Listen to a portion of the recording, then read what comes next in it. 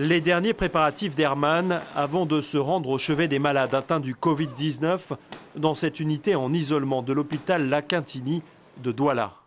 Il nous faut cette haute sécurité pour minimiser les risques de contamination.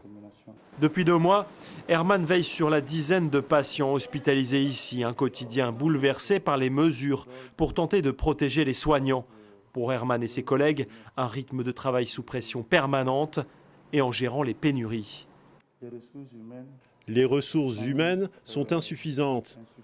Ensuite, on a le problème de matériel. Dans un service d'isolement comme celui-ci, on aurait souhaité avoir des appareils de surveillance.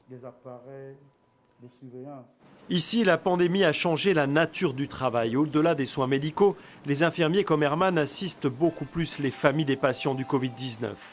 Des malades coupés des leurs qu'il faut rassurer et soutenir. Les familles n'ont pas la permission de voir même leurs malades d'entrer. Nous nous substituons à la famille, donc nous devons tout faire et discuter avec eux. Je suis satisfait parce que j'ai abandonné ma famille, ma femme, mes enfants, pour venir m'occuper d'eux. Sa famille à lui, Herman, la retrouve en fin de service dans ce quartier populaire de Douala. Dans le salon de son modeste appartement, geste barrière, port du masque obligatoire pour ses 4 enfants et son épouse.